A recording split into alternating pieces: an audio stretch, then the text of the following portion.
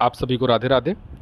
आज हम में चर्चा करने वाले हैं भाग्य रेखा के विषय में, और इसके पहले हम चर्चा कर चुके हैं हृदय रेखा के विषय में, मस्तिष्क रेखा के विषय में एवं जीवन रेखा के विषय में। आज हम चर्चा करेंगे भाग्य रेखा के विषय में। किसी भी हस्त की रेखाओं को समझने के लिए अगर आप चाहते हैं कि आप अपना हस्त देख के अपने जीवन के विषय में कुछ जानें, तो उसके लिए आपको पूरा वीडियो देखना पड़ेगा। वीडियो के साथ साथ जो इसकी सीरीज़ मैं बना रहा हूँ, है ना, 6-6, 7-7 मिनट के जो वीडियोस आपके सामने आते हैं, वह आपको पूर्णतः ज्ञान हो पाए या आप अच्छे से देख पाएँ, है ना, बिना किसी मित भ्रम के। इस कारण से आपको उस वीडियो को पूरा अंत तक देखना चाहिए। तो चर्चा करते हैं भाग्य रेखा के विषय में। भाग्य रेखा वैसे तो हस्त में मणिबद्ध रेखा ये जो होती है कलाई के पास, यहाँ से निकलती हुई शनि पर्वत तक जाती है, ऐसा माना जाता है, ऐसा ज्योतिष कहता है। और ऐसा अगर सीधी रेखा जा रही है, स्पष्ट है, किसी अन्य प्रभावी रेखाएं उसको नहीं काट रही हैं, तो ऐसा माना जाता है कि ऐसे जातक जो होते हैं वो धन संपदा युक्त वाले होते हैं। ठीक है, एक अच्छी भाग्य रेखा मतलब धन संपत्ति युक्त होना बताता है। आम हाथों में आप देखना कि यह राहु क्षेत्र से होके जाती है, मतलब यहाँ से बनेगी, फिर ये राहु का क्षेत्र ये होता है, फिर ये शनि पर्वत तक जाती है। ये मध्यमा की उंगली है, यहाँ पे शनि विराजमान होते हैं। ठीक है, तो ऐसे रेखा जाती है ये वहाँ कहाँ तक, शनि पर्वत तक। ठीक है, अच्छा, कई बार आप देखना कि इनका उद्गम स्थान जो होता है ना, कई बार शुक्र पर्वत से, मतलब शुक्र पर्वत से भी होगा तो शनि पर्वत तक जा रही है ना, या यहाँ से टच होकर निकल रही है, ये भी शुक्र पर्वत का ही माना जाता है एरिया। ठीक है, फिर यहाँ से इसके बाद चंद्र पर्वत से भी कई बार रेखा निकल के ये जाती है, वो भी भाग्य रेखा ही होती है ना। तो कई बार अलग अलग क्षेत्रों से ये रेखा निकल के शनि पर्वत तक पहुँचती है। अच्छा, अगर आप रेखा चलते हुए, मान लीजिए ये रेखा चल रही है, ये रेखा यहाँ से चल रही है शनि पर्वत की ओर, ठीक है, अब इसको अन्य प्रभावी रेखाएं काट रही है, यहाँ से भी काट रही है, यहाँ से भी काट रही, यहाँ काट रही, यहाँ काट रही, और थोड़ा सा यहाँ पे ना टूटते हुए निकल रही है ये रेखा, यहाँ से विलुप्त हो जाती है और फिर आगे बढ़ जाती है। ठीक है, और थोड़ा सा धीमी चल रही है और अस्पष्ट हो जाए, तो ऐसा कहा जाता है हस्तरेखा में कि ऐसे जो जातक होते हैं उनका वो वाला भाग, जिस भाग में ये टूटी हुई दिख रही है आयु का, वो भाग आर्थिक विषमताओं से भरा हुआ होता है, या आर्थिक विषमताओं का उनको सामना करना पड़ता है, उसके कारण उनको मानसिक और शारीरिक कष्ट भी होते हैं, है ना। ये भाग्य रेखा देख के अवलोकन किया जाता है। ठीक है, अच्छा, दूसरा क्या रहता है, कई हाथों में ये रेखा नहीं होती। आप देखना कि सिर्फ 3-4 रेखा आपको दिखेंगी मुख्यतः, जैसे आपको ये हृदय रेखा दिखेगी, मस्तिष्क रेखा दिखेगी, आयु रेखा दिखेगी, है ना।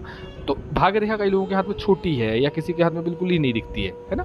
तो इसका मतलब क्या होता है, तो हस्त रेखा अनुसार या हस्त ज्योतिष अनुसार इन हाथों में अगर सूर्य रेखा भी ना हो, मतलब भाग्य रेखा तो नहीं दिख रही है, ठीक है, प्लस यहाँ पे सूर्य रेखा भी नहीं है, ये सूर्य की उंगली है अनामिका, है ना, इसको सूर्य का भाव कहते हैं। अगर ये रेखा भी हमें नहीं दिख रही है, तो ऐसे जो जातक या जातिका होते हैं ना, वो जीवन में अत्यधिक संघर्ष करने पड़ते हैं, उनको अत्यधिक संघर्ष वाले होते हैं, उनको जीवन में कई विषमताओं का संघर्ष, क्योंकि वो पढ़ने में अच्छे होंगे, गुणी होंगे, अच्छे संभ्रांत परिवार से भी होंगे, लेकिन उनको संघर्ष तो करना पड़ता है, क्योंकि उनको भाग्य से कुछ प्राप्त नहीं होता, वो कर्मक होते हैं। जिनके रेखा नहीं होती, इसका मतलब ये नहीं कि उनका भाग्य नहीं होता, भाग्य होता है, लेकिन वो कर्मक होते हैं, मतलब कर्म करेंगे तो पाएंगे, नहीं करेंगे तो जीवन में नहीं पाएंगे, है ना।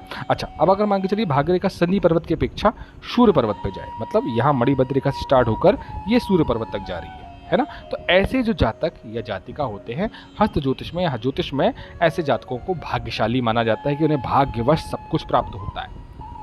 अगर कहीं किसी चीज़ में कम भी बढ़ रहे हैं, कर्म में भी कम बढ़ रहे हैं, तो उनका भाग्य उनको सपोर्ट कर देता है, उनका भाग्य उनका सहायता कर देता है, तो भाग्य से उनको सब कुछ जीवन में प्राप्त होता है, अगर उनकी भाग्य रेखा अच्छी है तो। अब भाग्य रेखा बनने के भी प्रारब्ध होते हैं, आपके पुनर्जन्म के प्रारब्ध होते हैं, उनके हिसाब से वो भाग्य रेखा आपका निर्माण होता है कि आपने कितने पुण्य अर्जित किए हैं, कहाँ से अर्जित किए हैं। तो प्रभु कृपा क्या होती है कि आपको उस जीवन के उस क्षेत्र में प्रगति दी जाती है। इसलिए बोला जाता है कि इस जन्म में मनुष्य तन पाया है तो कम से कम कर्म अच्छे करो, अच्छे कर्म करोगे तो जो अगला जीवन आपका है, मुझे नहीं पता किस जीवन में योनि में आप जाने वाले, तो जिस भी योनि में जाने वाले कम से कम सुखद पूर्ण जीवन जिए आप, इसलिए कहा यह जाता है। ठीक है, तो ऐसे जातक को भाग्यशाली माना जाता है अगर सूर्य रेखा तक भाग्य रेखा जा रही है तो, है। अच्छा, दूसरा, अगर मणिबद्ध रेखा से, ये मणिबद्ध रेखाएं होती हैं आपकी कलाई में, आप देखेंगे 3-4 रेखाएं देखेंगी, तो ये मणिबद्ध रेखा होती है। अब इसका उद्गम अगर मणिबद्ध से होता है, यहाँ से मान लीजिए उद्गम हो रहा रेखा का, चाहे वो सूर्य पर्वत पर जा रही है, चाहे शनि पर्वत पर जा रही है, चाहे बुध पर जा रही है, चाहे गुरु पर जा रही है, ठीक है, अगर यहाँ से हो रहा है तो ऐसा जो जातक होता है ना, उसको बचपन से काबिलदारी कह सकते हो या रिस्पॉन्सिबिलिटी उठाना पड़ती है। बचपन से उठाना पड़ती है उसको, किसी भी हालात में उसको उठाना पड़ती है और वो उसमें सफल भी होता है बड़ी भद्र रेखाओं से। अब ये कई लोगों की हाँ समस्या कहाँ होती है, अब अगर ये रेखा पूरी जा रही है तो बोझ तो उठा भी लेगा और कहीं ना कहीं उसको उसका सपोर्ट भी मिल जाएगा, भाग्य का साथ भी मिल जाएगा। किंतु अगर ये रेखा छोटी रह जा रही है, केवल भाग्य रेखा यहाँ तक जा रही है, तो ऐसे लोगों को संघर्ष करते हुए अपने परिवार की गतिविधियों का, संस्कार का, या कह सकते हैं जिम्मेदारी को उठाना पड़ता है। ठीक है। अब अगर मान के चलिए भाग्य रेखा सीधी, स्पष्ट और शनि पर्वत तक जा रही है ना, ये बिल्कुल शनि पर्वत तक जा रही है, तो आप ये मान लीजिए अगर ये बिल्कुल सपाट है, आपको कहीं भी कटी फिटी नहीं दिख रही है, आप लेंस से देखेंगे यदि इसको तो कहीं से कटफट नहीं दिखेगा आपको, तो ऐसे जो जातक होते हैं ना उनका जीवन भर भाग्य साथ देता है, जीवन भर भाग्य साथ देता है। आप उनको अपने आजू बाजू देखेंगे, ऐसे कई लोग होंगे जिनके हाथों में भाग्य रेखा देखकर संपूर्ण जो बिल्कुल किस तरह से दूषित ना हो, है ना, बाकी ग्रह भाव भी इनके अच्छे हों, तो ऐसे जातकों को आप देखना, हम खुद बोलते हैं कि भगवान ने इसको सब कुछ दिया है, ये जो चाहता है हो जाता है, मिट्टी छूता सोना हो जाता है। क्यों? क्योंकि उसकी भाग्य रेखा स्पष्ट होती है, बिल्कुल सीधी जाती है। तो ये भाग्य रेखा होती है। ठीक है। अब आगे भी हम चर्चा करेंगे कि अगर भाग्य रेखा का अंत सूर्य पर्वत पर हो, या भाग्य रेखा सीधी बुध के पर्वत तक जाए, या भाग्य रेखा शनि पर्वत तक पश्चात बृहस्पति पर्वत तक मुड़ जाए, तो उसके क्या परिणाम होते हैं, इस विषय में हम कल भी चर्चा करेंगे। आप बने रहिएगा ताकि आप भाग्य रेखा के विषय में समझ पाएं। तब तक के लिए राधे राधे।